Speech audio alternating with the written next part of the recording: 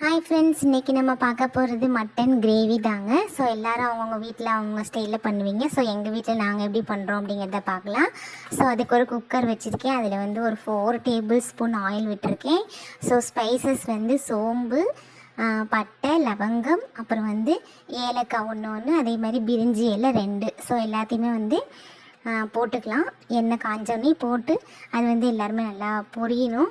பொரிஞ்சால் தான் வந்து ஸ்மெல் வந்து ஆயிலில் இறங்கும். ஸோ வந்து பொரிஞ்சோடனே அதுக்கப்புறம் 2 டேபிள் ஸ்பூன் வந்து இஞ்சி பூண்டு பேஸ்ட்டு போட்டு அதுவும் நல்லா வணங்கினதுக்கப்புறமே கருவேப்பிலை, வெங்காயம், இது எல்லாத்தையுமே 2 மீடியம் சைஸ் வெங்காயம், 2 மீடியம் சைஸ் தக்காளி இதெல்லாம் போட்டு நல்லா வணக்கிடலாம். ஸோ ஃபஸ்ட்டு எல்லாத்தையும் வெங்காயத்தை மட்டும் ஃபஸ்ட்டு போட்டு வணக்கி அது வந்து கொஞ்சம் கோல்டன் ப்ரௌன் வந்ததுக்கப்புறமேட்டுக்கு தக்காளி சேர்த்துக்கலாம். தக்காளி சேர்த்து நல்லா வணக்கலாம். ஸோ உங்கள் வீட்டில் நீங்கள் எப்படி செய்வீங்க கமெண்ட் பண்ணுங்கள். ஸோ இது வணங்கிறதுக்காக லைட்டாக வந்து உப்பு போட்டுக்கலாம். உப்பு போட்டு ஒரு தடவை கிண்டி விட்டுருங்க. அப்போ வந்து எல்லாமே நல்லா மர்ஜாக ஏறும். ஸோ அதுக்கப்புறமேட்டு கொஞ்சோண்டு மஞ்சள்தூள் போட்டுக்கலாம். பச்சை மிளகா வந்து காரத்துக்கு தேவையானது. உங்களுக்கு நிறைய காரம் வேணும்னா நிறையா பச்சை மிளகா போட்டுக்கலாம். நாங்கள் வந்து ஒன்று பெருசாக இருக்கனால ஒன்று அது வந்து 4ஆக கட் பண்ணி நடுவில் வந்து கீரி போட்டிருக்கேன்.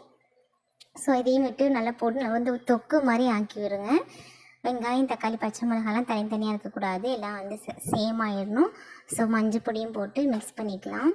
ஸோ இதை வந்து கொஞ்சம் நேரம் நல்லா வணக்கிடணும். பச்சை வாசனமெல்லாம் போகிற வரைக்கும் வணக்கி வச்சிடலாம். ஸோ இது நல்லா வணங்கினோன்னே இதில் வந்து ஒரு 1/2 kg மட்டன், இதில் வந்து எலும்பு, அப்புறம் ஈரல், அந்த மாதிரி எல்லா பீஸையும் சேர்த்து போடுங்க. அப்போ தான் கிரேவிக்கு நல்லா டேஸ்ட் வரும், எல்லா சத்தும் பிள்ளைங்களுக்கு கிடைக்கும். ஸோ இதை போட்டு நல்லா வந்து வணக்கிடுங்க.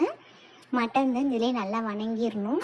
இது வந்து ஒரு மசாலா ரெடி பண்ணலாம். ஸோ பார்த்திங்கன்னா சோம்பு 1 ஸ்பூன், சீரகம் 1 ஸ்பூன், அப்புறம் வந்து மிளகு 1 ஸ்பூன், எல்லாமே ஒரு ஸ்பூன் சேர்த்துக்கோங்க பெரிய ஸ்பூனில்.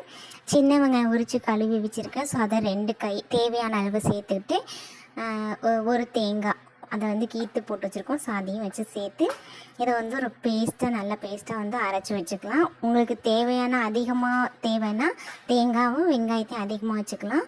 ஸோ இது வந்து நல்லா வணங்கிடுச்சு. இப்போ அந்த அரைச்ச பேஸ்ட்டை வந்து இதில் வந்து சேர்த்துக்கலாம். இதில் வந்து நான் வந்து மல்லித்தூள், மட்டன் மசாலா, கொஞ்சமாக மிளகாத்தூள் சேர்த்து வந்து அரைச்சிருக்கேன். ஸோ அதை வந்து நல்லா கழுவி ஊற்றிக்கலாம். தேவையான அளவுக்கு தண்ணி, ரொம்ப திக்காக வேணும்னு நினைக்கிறவங்க திக்காக வச்சு வேக வச்சுக்கோங்க. குழம்பா வேணும் அப்படிங்கிறவங்க வந்து தண்ணி ஊற்றிக்கோங்க. ஸோ வந்து உப்பு போட்டுக்கலாம். ஏற்கனவே உப்பு போட்டிருக்கோம், அதை பார்த்துட்டு தேவையான அளவு போட்டுக்கோங்க. கொஞ்சம் லைட்டாக கலர் கம்மியாக இருக்க மாதிரி இருக்குது. ஸோ காஷ்மீரி மிளகாத்தூள் வந்து ஒரு 1/2 டீஸ்பூன் சேர்த்துக்கிறேன். அதையும் சேர்த்துட்டு கொத்தமல்லி தழை லாஸ்ட்டாக தூவி விட்டுட்டு, ஸோ இப்போ தான் வந்து ஸ்பெஷலாக ஆரம்பிக்க போகிறோம். இதுதான் தாளிப்பு. லாஸ்ட்டில் வந்து ஒரு தாளிப்பு கரண்டி வச்சு அதில் வந்து அன்னாசிப்பூ, கல்பாசி அதை வந்து எண்ணெயில் வந்து பொரித்து நல்லா பொரியும் போதே வந்து உங்களுக்கு வாசம் வரும். அதை பொரித்து வந்து கடைசியாக அதில் சேர்த்துக்கோங்க. இதுதான் வந்து மட்டன் கிரேவிக்கு ஒரு தூக்கலான ஒரு ஸ்மெல் தரும். ஸோ இதை வச்சு மூடி போட்டுட்டு ஒரு 5லேருந்து 6 விசில் விட்டு எடுத்துட்டிங்கன்னா சூப்பரான சுவையான ரொம்ப சிம்பிளான ஒரு மட்டன் கிரேவி ரெடி ஆகிடும். சிம்பிளான டேஸ்டியான மட்டன் கிரேவி ரெடி ஆகிடுச்சு. நீங்களும் ட்ரை பண்ணி பாருங்கள் ஃப்ரெண்ட்ஸ்.